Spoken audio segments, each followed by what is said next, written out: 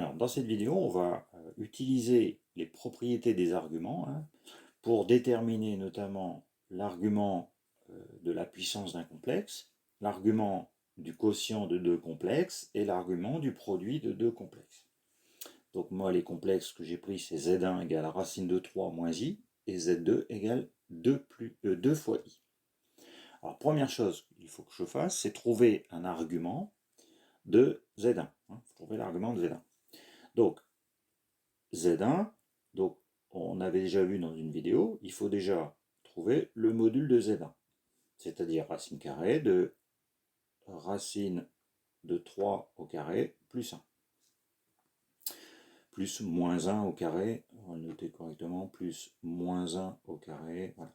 Donc ça fait 3 plus 1, ça fait 4, ça fait 2. Racine de 4, ça fait 2. Donc du coup, z1, si on le factorise par 2, ça fait 2 facteur de racine de 3 sur 2, moins i, moins 1 demi de i.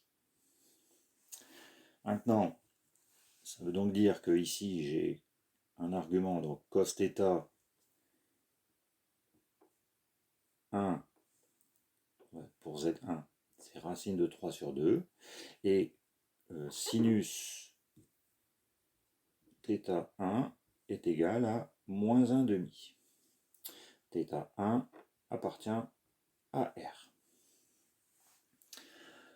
Si je reprends mon cercle trigonométrique, je vais arriver, vous le tracez, à θ1 qui est égal à, donc sinus θ, je vais avoir moins pi sur 6 modulo 2pi.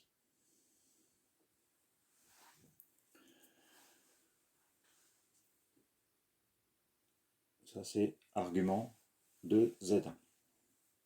Pour Z2, Z2 c'est 2 fois 0 plus i, parce que le module de Z2 c'est 2, racine de 2 au carré, c'est 2. On factorise par 2. Du coup, ici, on doit avoir donc θ2 qui appartient à R, avec cos θ2, 0, cos θ2, sinus θ2 est égal à 1. Donc, du coup, θ2, c'est égal à pi sur 2, modulo 2pi.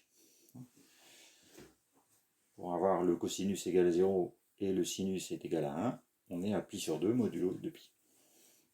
Donc là, j'ai l'argument de mes deux complexes, Z1 et Z2. Maintenant, je vais chercher ces trois arguments. Alors, premièrement, l'argument de Z1 puissance 8. Donc, en fin de compte, l'argument de Z1 puissance n, c'est n fois l'argument de Z1. Donc, c'est 8 fois l'argument de Z1. Donc, c'est 8 fois moins pi sur 6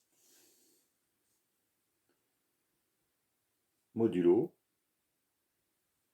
2pi. Alors, du coup, ça nous fait moins pi sur 6. Alors, moins pi sur 6, pour simplifier un peu, ça fait moins 12 pi plus 4 pi, le tout sur 6. Le tout modulo de pi. Moins 12 pi sur 6, ça fait moins 2 pi.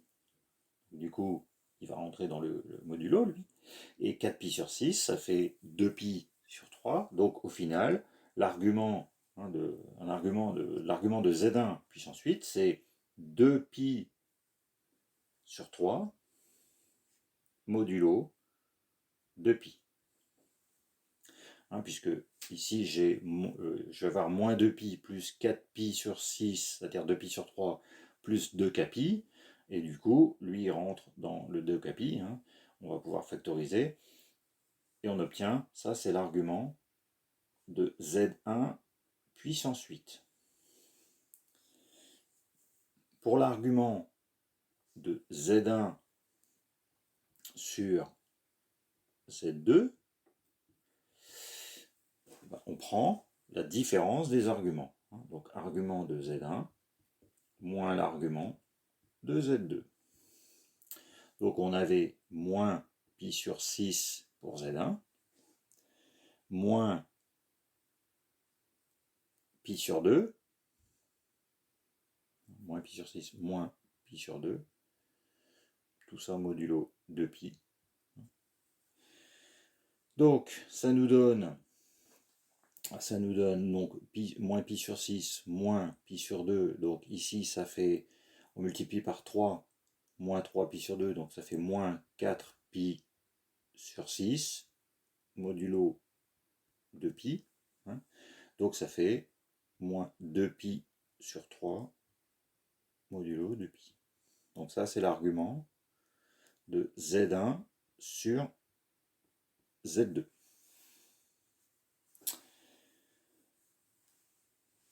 Et il nous reste l'argument de Z1, petit 3, donc l'argument de Z1 fois Z2. Et cette fois-ci, c'est l'argument de Z1 plus l'argument de Z2. Donc, moins pi sur 6 plus pi sur 2, modulo toujours 2pi. Donc, ça nous fait 3pi sur 6. Hein. Donc, moins pi sur 6, ça nous fait 2pi sur 6, modulo 2pi. Et si on simplifie par 2, ça nous fait pi sur 3. Donc ça, c'est l'argument de Z1 fois Z2. J'ai donc dit 2pi pi sur 3. Si je simplifie par 2, pi sur 3 modulo 2pi. Donc, voilà comment on peut utiliser les formules des arguments pour trouver facilement soit l'argument d'une puissance, l'argument d'un quotient, ou l'argument d'un produit de complexe donné, soit sous forme algébrique, hein, soit sous forme trigonométrique, et dans ce cas-là, on pourrait tout de suite connaître, on n'aurait pas besoin de refaire la recherche de l'argument.